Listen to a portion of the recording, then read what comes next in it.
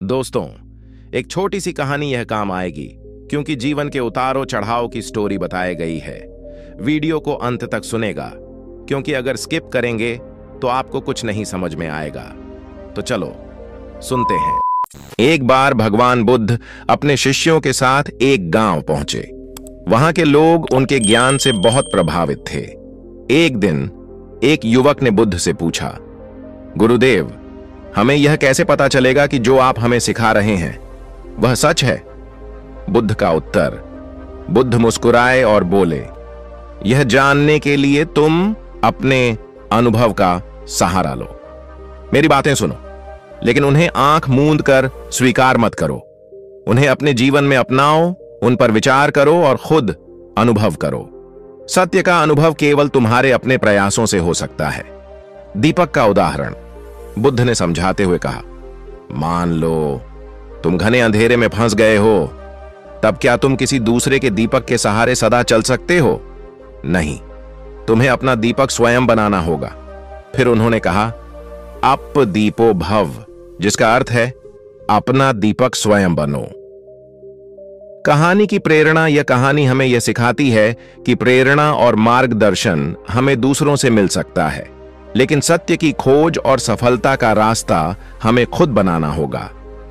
जीवन में कठिनाइयां आएंगी, लेकिन अगर हम अपने विवेक और अनुभव का सहारा लेंगे तो हम हर समस्या का समाधान पा सकते हैं। परिणाम यह मिला है कि दूसरों पर पूरी तरह निर्भर न रहें। अपने प्रयासों से रास्ता बनाएं। किसी भी बात को आंख मूंद कर स्वीकार न करें, उस पर विचार करें और उसे अनुभव करें। आत्मनिर्भरता और आत्मविश्वास ही सच्ची प्रगति की कुंजी है। भगवान बुद्ध का यह स्टोरी हमें अपने जीवन में हर कठिनाई को समझदारी से हल करने की प्रेरणा देता है। अपना दीपक स्वयं बनो, मतलब है कि अपने जीवन की रोशनी स्वयं बने। धन्यवाद मित्रों। यह मोटिवेशन स्टोरी कैसी लगी आप लोगों की? जब भगवान बुद्ध जब जंगल में रहते हैं तो क्या होता है? भगवान बुद्ध एक बार अपने शिष्यों के साथ एक जंगल से गुजर रहे थे।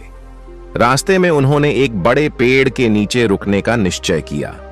वह पेड़ बहुत पुराना था, जिसकी शाखाएं चारों तरफ फैली हुई थीं और उसकी छांव ठंडी और सुकून देने वाली थी। छांव का अनुभव। बुद्ध और उनके शिष्य पेड़ की छांव में बैठकर ध्यान करने लगे। कुछ समय बाद बुद्ध ने अपने शिष्यों से पूछा, क्या तुम जानते हो यह पेड़ इतना विशाल और घना क्यों है? शिष्य असमंजस में पड़ गए और एक ने कहा, गुरुदेव, शायद यह पेड़ अपनी मिट्टी और पानी के कारण इतना बड़ा हुआ है।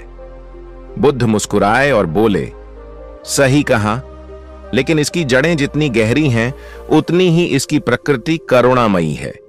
यह अपनी छांव, फल और हवा बिना किसी भेदभाव के हर किसी को देता है। यही इसकी महानता का कारण है। घटना। बुद्ध ने देखा कि एक लकड़हारा पास के पेड़ को काटने की कोशिश कर रहा है। बुद्ध ने उसे बुलाया और पूछा, तुम इस जंगल में क्यों आए हो? लकड़हारा बोला, गुरुदेव, मेरे पास जीविका का कोई साधन नहीं है। यह लकड़ी मुझे पैसे कमाने में मदद करेगी। बुद्ध ने उसे समझाया, पेड़ तुम्हें लकड़ी देता है, लेकिन अगर तुम इसे पूरी तरह काट दोगे तो यह तुम्हारी मदद नहीं कर पाएगा। इसे काटने की बजाय इसकी सूखी टहनियां लो और इसे जीवित रहने दो। लकड़हारे ने बुद्ध की बात मानी। उसने पेड़ को काटने का विचार त्याग दिया और सूखी टहनियों से अपना काम किया। वह बुद्ध की करुणा और बुद्धिमत्ता से बहुत प्रभावित हुआ और उनके शिष्य बन गया। संदेश। बुद्ध ने अपने शिष्यों से कहा, मनुष्य को भी इस पेड़ की तरह करुणामयी और दयालु बनना चाहिए।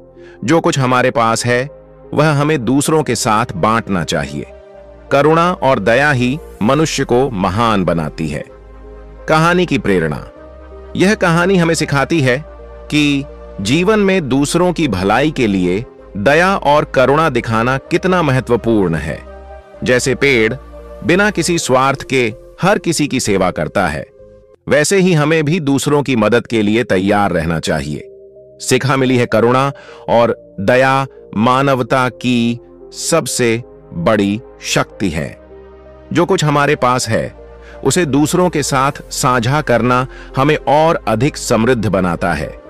प्रकृति से हमें निस्वार्थ सेवा का पाठ सीखना चाहिए।